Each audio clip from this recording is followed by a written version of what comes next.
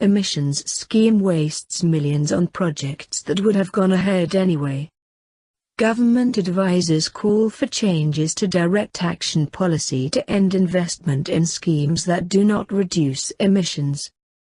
Independent experts advising the Turnbull government have called for changes to the coalition's direct action climate policy to prevent tens of millions of dollars of public money going to projects that would have gone ahead anyway.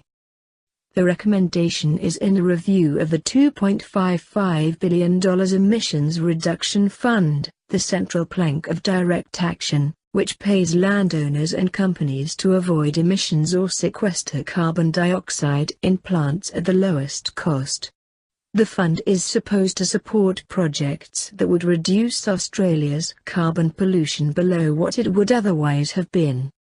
But the Emissions Reduction Assurance Committee found one type of project, existing landfill sites that capture methane, a potent greenhouse gas, from decomposing rubbish and burn it to generate energy, already make enough money from the sale of electricity and renewable energy certificates to cover their costs and were mostly likely to continue without taxpayer support.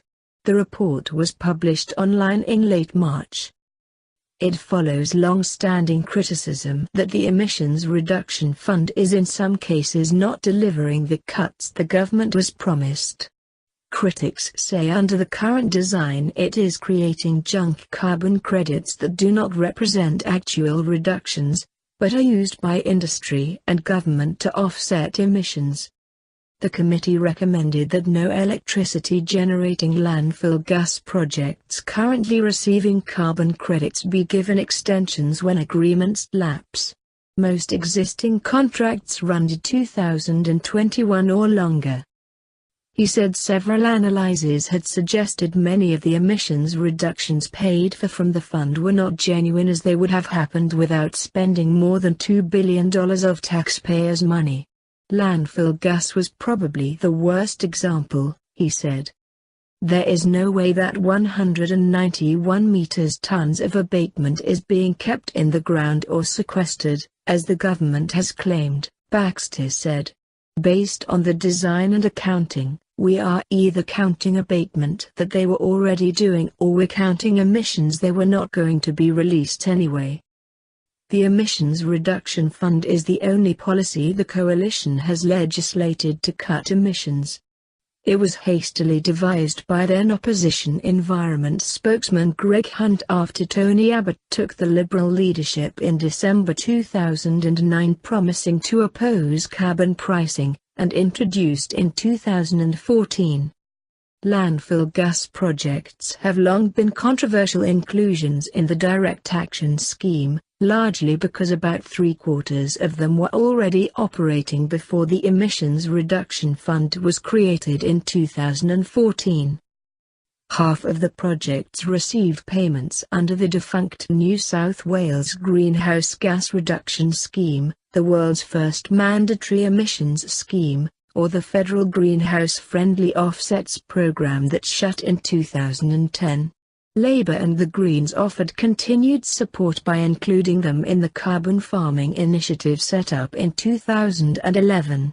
The coalition extended it further by including them in the list of projects that could win funding under direct action. All parties received departmental or agency advice that they may be crediting projects that were likely to happen anyway, and therefore not cutting emissions below what they otherwise would have been. Baxter said it was a transparent case of political expediency overruling good policy. For the sake of being able to say our scheme per ton of emissions is cheaper than the previous government's scheme, you're seeing essentially junk credits being created, he said.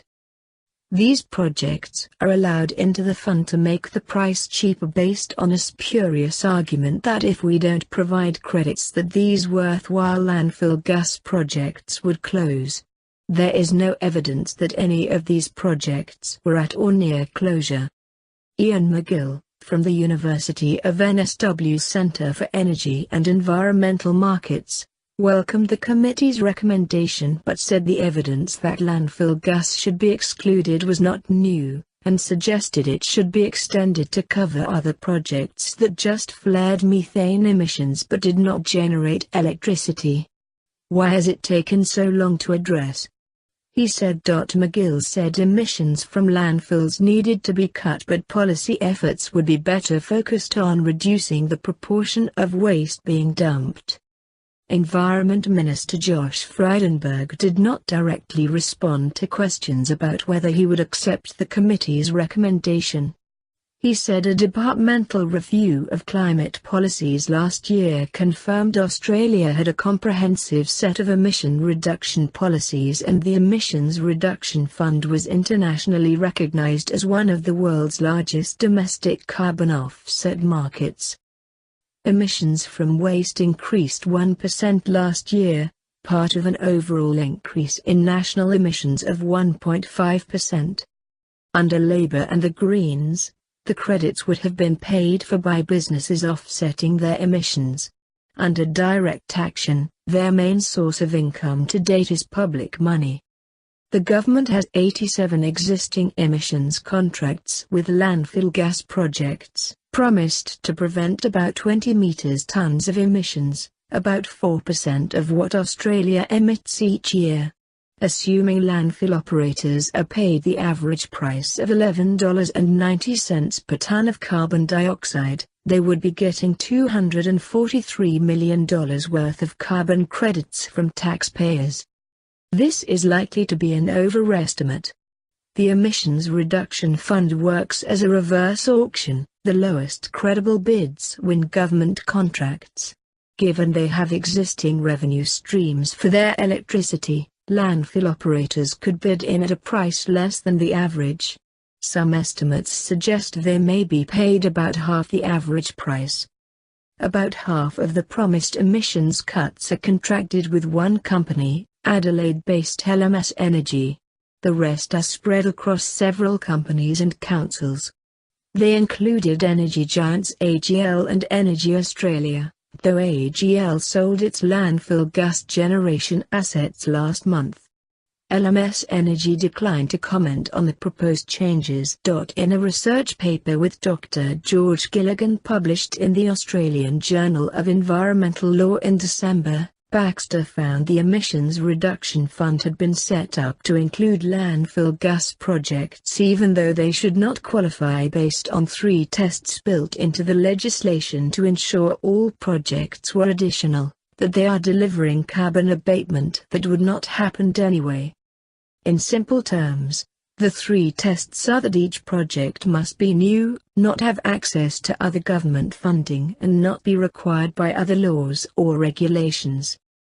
For landfill gas, Baxter said the last 2 tests were overruled by a declaration that being a methane capture and combustion project alone was enough to qualify, regardless of other circumstances.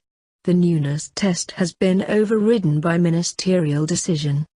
2 of the 3 tests are replaced with a statement that a landfill gas operator is a landfill gas operator.